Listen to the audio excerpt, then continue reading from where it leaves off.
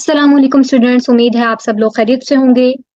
आज की video specially मैंने उन स्टूडेंट्स के लिए बनाई है जो कि घर पे स्टडी करते हैं या जो मेरे प्रीवियस स्टूडेंट्स थे जिनको मैं पढ़ाती रही हूँ, उनको अपने कंसेप्ट क्लियर करने हैं। मैं नहीं चाहती कि आप लोग अपने जो प्रीवियस जो मैंने पढ़ाया है आपको वो भूल जाएं।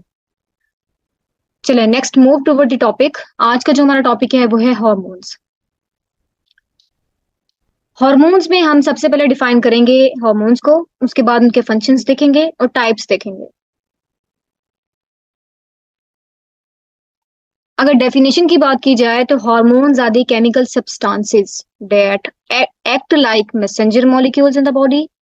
After being made in one part of the body, they travel to other part of the body where they help control how cells and organ do their work.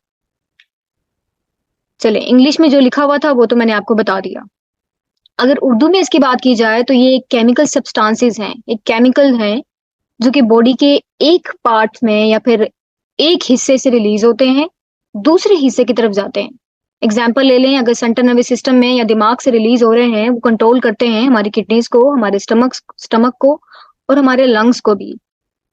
Even ये हमारे मूड स्विंग्स को भी control कर रहे होते हैं। अच्छा, एक और बात आपको बताती चलूं, जब भी डेफिनेशन लिखा करें तो डेफिनेशन के साथ एग्जाम्पल जरूर कोट किया करें, क्योंकि एग्जाम्पल कोट करने से आपको एक तो जो एग्जामिनर पे इंप्रेशन है वो बहुत अच्छा पड़ सकता है और आपको मार्क्स भी पूरे मिल सकते हैं। अच्छा, यहाँ पर एग्जाम्पल जो आपको बोल्ड उसमें नजर आ रही है, जो हाईलाइटेड नजर आ रही है, वो है insulin is a hormone that's made by the beta cells in the pancreas.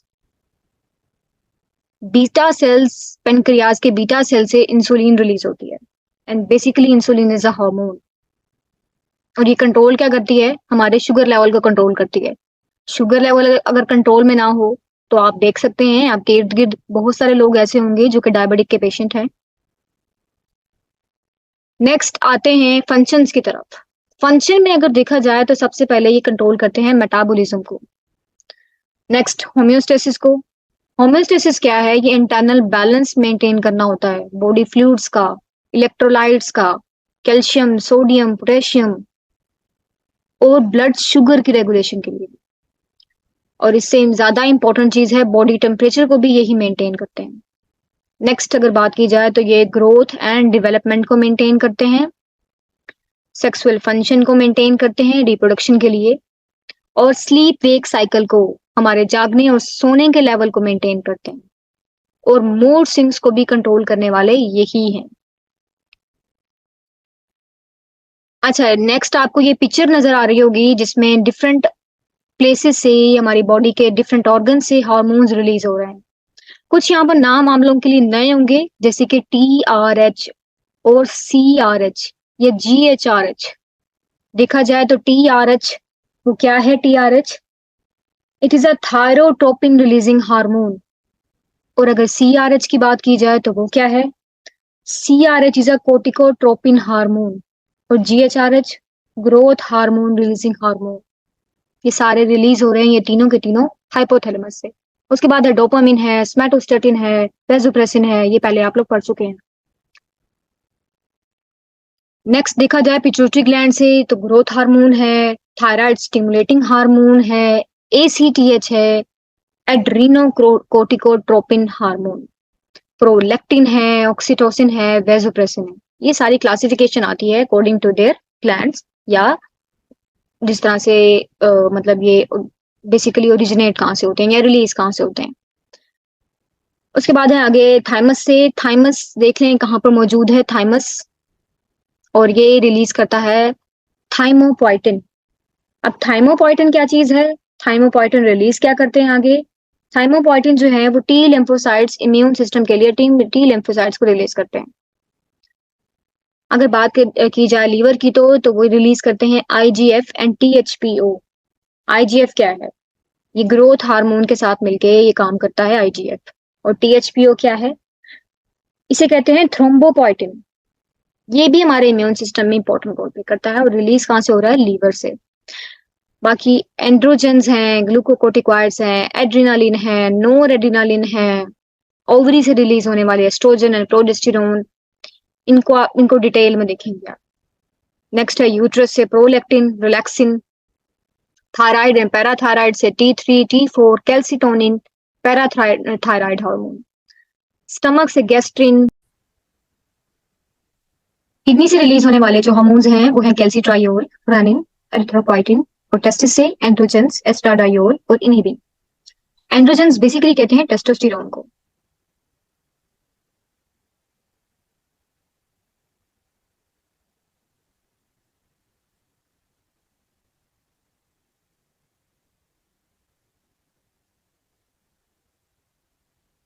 Next अगर बात की जाए तो टाइप्स ऑफ हार्मोन्स, तो ये सेम स्लाइड है जो कि मैं आपको प्रीवियस बता चुकी हूँ। जैसे हाइपोथैलेमस से रिलीज होने वाले ये हैं, आप इसी को याद कर लें या फिर जो एडिशनल लिखे हुए हैं प्रीवियस स्लाइड में वो याद कर लें तो मोर देन इनफ होगा। ये भी काफी है आप लोगों के लिए, ठीक है। नेक्स्ट बात की जाए एंडोक्राइन ग्लैंड की, तो सेम वही है, वही कुछ लिखा हुआ है लेकिन ये टेबल की फॉर्म में लिखा हुआ है जो कि प्रीवियस दो स्लाइड्स में था। जैसे डेरिवेशन नहीं है, नाम है, तो आप लोगों के लिए ज्यादा इजी हो जाएगा इस तरह से याद करना। नेक्स्ट अब आता है स्ट्रक्चर। टेस्टोस्टेरोन का structure total C19H22O2, total 19 carbon atoms मौजूद होते हैं टेस्टोस्टेरोन के अंदर। ये देख लें। अब अगर बात की जाए nature and action of the testosterone को, तो ये नेचर के लिहाज से it is steroid in nature, और स्टीरॉयड लिपिड्स के चैप्टर में स्टीरॉयड्स मैं आपको बता चुकी हूँ, बता स्टीरॉयड्स। नंबर वन इफेक्ट की बात की जाए तो मेल रिप्रोडक्टिव सिस्टम पे इसका क्या इफेक्ट होता है? It is secreted by the genital ridges during intrauterine life. Later on, it is secreted by the placenta. Intrauterine life कहते हैं मदर के वॉम में, जब माँ की कोख में बच्चा होता है तो ये जेंट्रल रिजिस से रिलीज होता है। जेंट्रल रिजिस कहते हैं एक प्रिकर्सर है गोनेड्स का। प्रिकर्सर का मतलब होता है गोनेड्स या टेस्टिस बनने से पहले जो एक शुरू की चीज होती है, ये शुरू का ऑर्गन होता है, उसको कहते हैं जेंट्रल रिजिस। ये वहां से रिलीज होता है। Later on it is secreted by the placenta. अब नेक्स्ट स्लाइड में मैं आपको दिखाऊंगी व्हाट इज प्लेसेंटा। प्लेसेंटा क्या है, ये आगे जाके अगर जिस तरह से मदर के 5 से ऑनवर्ड जो मंथ गेस्टेशन पीरियड होते हैं, मतलब गेस्टेशन पीरियड के जो नेक्स्ट मंथ्स होते हैं, 5 से 5, 6, 7, 8, 9, प्लेसेंटा से रिलीज होता है। अब cause the development of male sex organs, cause the descent of the testis during second month of gestation.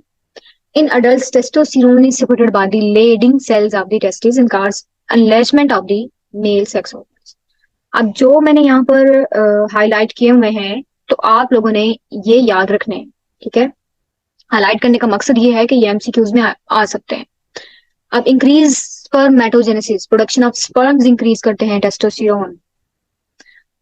ये पिक्चर आपको नजर आ रही है, प्लेसेंटा एक क्या होता है, टेम्परेरी सा ऑर्गन बना होता है इसी माँ के पेट के अंदर, बच्चे के जो एक पूरी एक कोड टाइप बना हुआ है, कोटिंग टाइप बनी हुई है, वहां पर एक ऑर्गन होता है जिसका काम क्या होता है कि वो अम्बेलिकल कोड के जरिए से ऑक्सीजन सप्लाई करे बेबी को।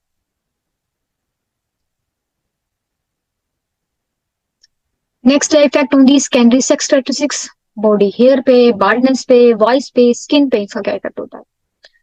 टीन एजर में या टीन एज जिस तरह से होते हैं, बच्चे बड़े होते हैं तो फेस पे हेयर आना शुरू हो जाते हैं, बियर्ड हो जाती है आर्मपिट्स पे एंड चेस्ट पे। अब अगर यही हार्मोन का लेवल ऊपर नीचे होना शुरू हो जाए तो बाल्डनेस भी होना शुरू हो जाती है। अब टीनेजर में वॉइस चेंज आना शुरू होता है due to enlargement of the lyrics. Next अगर बात की जाए स्किन की, तो cause thickness of the skin increase melanin in skin, melanin production जो कि स्किन को काला करती है वो इंक्रीज होना शुरू हो जाती है। Cause acne due to increase in sebaceous gland secretion, और ये सेबेशियस ग्लैंड को सिक्रीट करते हैं जिसकी वजह से एक्ने हो सकती है, इसलिए टीनेजर्स में मोस्टली एक्ने देखने को आती है। नेक्स्ट बात की जाए तो changes in body, hypertrophy of the muscles in male. Hypertrophy, muscles इनके बड़े होते हैं as compare to females. Subcutaneous fat, पेट पे चर्बी नहीं होती जैसे कि फीमेल में ज्यादा हो सकती है। और इसके अलावा देखा जाता है एग्रेसिव या एग्रेसिवनेस या बिहेवियर चेंजेस सबसे ज्यादा आता है टीनेजर मेल में। Active attitude, interest in opposite sex, या इफेक्ट ऑन प्रोटीन मेटाबॉलिज्म की बात की जाए तो protein synthesis and arrange muscle in body, muscle ज्यादा हो जाते हैं क्योंकि प्रोटीन सिंथेसिस ज्यादा हो रहा होता है।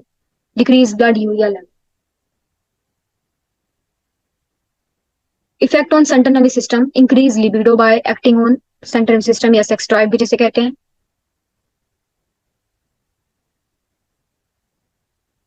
नेक्स्ट बात की जाए तो इफेक्ट ऑन बोन्स, बोन्स पे इसका क्या इफेक्ट होता है। Thickness of the bone, deposition of the calcium, calcium की डेपोजिशन अच्छी नहीं होगी तो बोन स्ट्रॉन्ग नहीं बनेगी। और एक और चीज जो यहाँ पर आपने देखनी है कि increase the strength and length of the male pelvic.